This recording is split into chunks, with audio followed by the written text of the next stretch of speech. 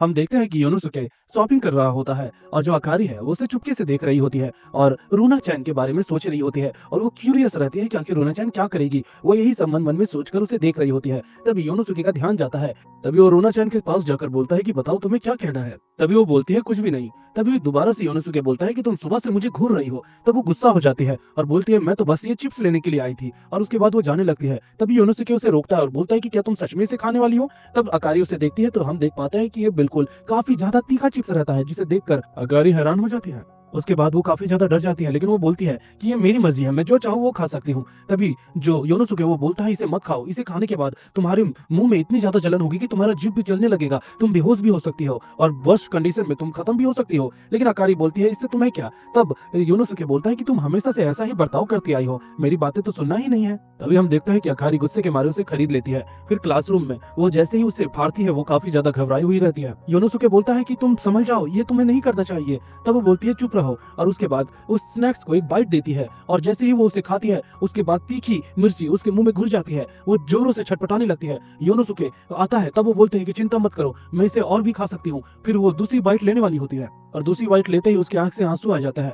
तभी दूसरी तरफ योनोसुके घबरा कर बोलता है रुको, मैं तुम्हारे लिए दूध लेकर आता हूँ। तभी उसका हाथ पकड़ लेती है और बोलती है रुको, मैंने अभी तक फिनिश नहीं किया है। योनोसुके इसे देखकर शर्मा जाता है और वो तीसरी बाइट भी लेने वाली होती है और धीरे धीरे करके वो स्नैक को खत्म कर देती है और बोलती है कि देखो मैंने खत्म कर दिया। उसके बाद उसका ध्यान आता है कि इतने समय से उसने योनोसुके का हाथ पकड़ा हुआ था, जिसके कारण वो काफी ज्यादा शर्मा जाती है। तभी योनोसुके बोलता है कि ये काफी ज्यादा इंप्रेसिव था कि तुमने सब खा लिया अकारी, और वो भी थोड़ा शर्मा जाती है और उसके बाद उसे ज्यादा ही तीखा लगता है। लेकिन वो बोलती है आई लाइक ए यू, यानी योनोसुके को वो बोलती है कि आई लाइक योनोसुके। योनोसुके बोलता है हाँ हाँ हाँ। तब वो अपने होश में आते और बोलती है सच कहो तो ये काफी टेस्टी था। और उसके बाद वो काफी ज्यादा ही उसके मुंह में जलन हो रही थी, लेकिन वो अपने आप को संभाल रही थी। लेकिन धीरे धीरे करके वो बेहोश हो जाती है और ये देखकर योनोसुके घबरा जाता है। दूसरी तरफ दोनों लड़कियां अकारी और सियो बोलती है कि फाइनल्स खत्म हो गए, फाइनली अब हम समर ब्रेक कर पाएंगे। और दूसरी तरफ पता नहीं क्यों लेकिन योनोसुके काफी ज्यादा परेशान रहता है कुछ नोट्स को देखकर। और उसके बाद जैसे ही सियो बोलते हैं कि क्यों ना हम लोग तीनों मिलकर बीच पर घूमने के लिए चलेंगे, तभी वो लोग एयू का नाम लेते हैं लेकिन योनोसुके वहां पर नहीं होता है।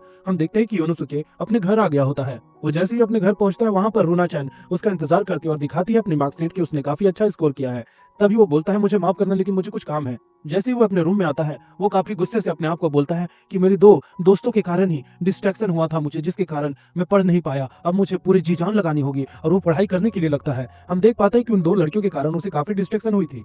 3 दिन तक वो लगातार पढ़ने लगता है और जो लड़कियां रहती है वो चुपके से योनोसुके के विंडो की बगल की छत पर बैठी हुई रहती है। तीनों लड़कियां यही सोच रही होती है कि आखिर उसे खेलने कूदने और बीच के लिए कैसे इनवाइट किया जाए। तभी योनोसुके वहां पर आता है और बोलता है तुम लोग तीनों क्या कर रही हो। तब वो बोलती है कि हम तुम्हें नए टॉयज दिखाने के लिए लाए थे। तभी वो दोबारा से पढ़ाई करने लगता है और उसकी सहेलियां उसे बोल रही होती है कि चलो ना, कम से कम बीच में तो चलो, इतना क्यों पढ़ रहे हो। तभी वहां पर अकारी पूछती है कि क्या तुम्हारे ग्रेड्स इतने ज्यादा बुरे आए हैं। तब वो बोलता है नहीं, इतने भी ज्यादा बुरे नहीं आए हैं, लेकिन मुझे और मेहनत करने की जरूरत है। तभी वो बोलती है कि जितना मेहनत करोगे उसके हिसाब से तुम पढ़ाकू नहीं बन जाओगे। और उन दोनों में भारी विवाद होने लग जाता है जिसको सीओ समझाती है और सुलझाती है। उसके बाद हम देख पाते हैं कि जो सीओ है योरूना चैन को उसके पास बुलाती है और कुछ बता रही होती है। तभी वो लोग चली जाती है और बोलती है ठीक है फिर तुम अकेले पढ़ाई करते रहो। दूसरी तरफ हम देखते हैं कि योनोसुके काफी मेहनत से पढ़ रहा होता है। तभी उससे पीछे से उंगली लगती है और वो बोलता है कि कम से कम स्टडी तो करने दो यार। तभी हम देखते हैं कि वही तीनों लड़कियां स्विम सूट पहन के उसके बगल में आती है और ये देखकर योनोसुके काफी ज्यादा हक्का बक्का रह जाता है। तभी वो सारी लड़कियां बोलती है कि क्या तुम अब स्विम पे नहीं जाना चाहते हो, इतनी गर्मी हो रही है ना।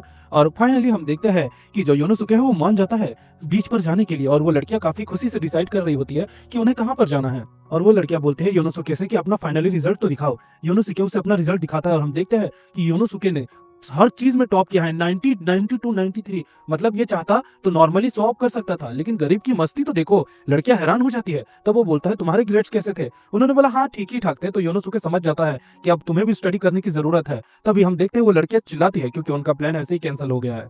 योनोसुके नहाते वक्त सोचता है कि अगर हम बीच पे जाए तो काफी मस्तियां कर सकते हैं। हम देखते हैं तभी लड़कियों की आवाज आती है और वो बाथटब में छुप जाता है। तभी हम देखते हैं कि लड़कियां वहां पर नहाने के लिए आई है। योनोसुके सोचता है कि अब मैं ये कैसी मुसीबत में फंस गया हूँ। दूसरी तरफ वो सोचता है कि अगर इन्होंने मुझे धर लिया तो मेरी फील्डिंग सेट है, ये लोग जल्दी से नहा कर चली क्यों नहीं जाती है।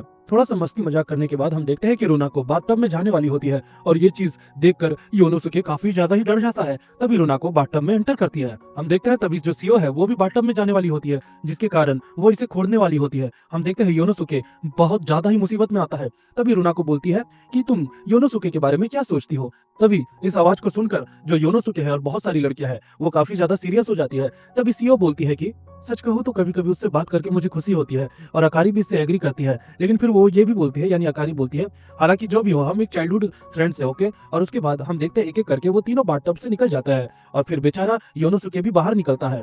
अपने माथों को पोंछते वक्त उसे वही सारे इंसिडेंट याद आ रहे होते हैं कि आखिर वो लड़कियों ने क्या कहा था। तभी हम देखते हैं रोनाको वहां पर आती है और बोलती है, मुझे आपका वो चिन्ह पता है जो कि कहाँ पर है। तभी हमें पता चल जाता है कि रोनाको ने तुरंत ही नोटिस कर लिया था योनोसुके को, लेकिन रोनाको बोलती है कि मैं ये किसी को नहीं बताऊंगी क्योंकि ये हमारा सीक्रेट है। और वैसा कहते ही रोनाको वहां से चली जाती है। हम देखते हैं कि सुबह को सीओ योनोसुके को बुलाने के लिए आती है और वो दोनों लाइब्रेरी पढ़ाई करने के लिए जा रहे होते हैं। और उसके बाद वो लोग लाइब्रेरी पहुंचते हैं और योनोसुके सीओ को देखकर कॉन्सेंट्रेट नहीं कर पा रहा होता है। दूसरी तरफ हम देखते हैं कि योनोसुके सीओ को चुपके चुपके देख रहा होता है, लेकिन हम देखते हैं कि सीओ उसे नोटिस करके घूरने लगती है और वो दोनों में अलग सा ही ऑकवर्डनेस बन जाता है। फिर हम देखते हैं कि उनका सेशन खत्म होता है और योनोसुके काफी थका हुआ रहता है और सीओ भी। उसके बाद वो लोग वही सब बातें करने लगते हैं। तभी जो योनोसुके है वो बोलता है, सच कहूँ तो तुम्हारे साथ वक्त बिताना ये बिल्कुल ऐसा ही है जैसा हम लोग पहले बचपन में किया करते थे, लेकिन अब हम हाई स्कूल में पहुंच गए, लेकिन फिर भी हम साथ में काफी मस्तियां करते हैं। मैं ये बेट कर सकता हूँ कि ग्रेजुएशन के टाइम में भी हम काफी ही इंजॉय करते रहेंगे। तभी हम देखते हैं कि सीओ काफी ज्यादा ही घबरा कर ये पूछती है कि तुम्हारी गर्लफ्रेंड अगर हुई तब भी तुम हमारे साथ वैसी ही दोस्ती रखोगे, है ना। सीओ ये भी बताती है कि अगर मेरे किसी दिन बच्चे हो गए और तुम्हारे बच्चे हो गए तब भी हम हमेशा बचपन के दोस्त ही रहेंगे। हम देखते हैं कि दूसरी तरफ योनोसुके काफी हैरानी से सीओ को देखता है और उसके बाद चुप हो जाता है। तभी योनोसुके बोलता है कि तुम हमेशा ही मेरी बचपन की दोस्त रहोगी और हमेशा ही रहने वाली हो। हम देखते हैं कि दूसरी तरफ सीओ बोलती है कि अगर मैं तुमसे शादी करूंगी या तुम्हारी गर्लफ्रेंड बनूंगी तब भी। हम दूसरी तरफ देख पाते हैं कि जो योनोसुके है इस बात को लेकर काफी ज्यादा शर्मा जाता है, और जब वो सीओ के चेहरे को देखता है जो कि काफी ज्यादा शर्मा रही है, तब उसे ऐसा लगता है कि कहीं ये चीज सही तो नहीं है, कहीं मैं जो सोच रहा हूँ ये सच तो नहीं होने वाला। और दूसरी तरफ जो सीओ है वो बोलती है कि योनोसुके मुझे तुमसे कुछ कहना है। और इसी के साथ दोस्तों हमारा एपिसोड 5 खत्म हो जाता है।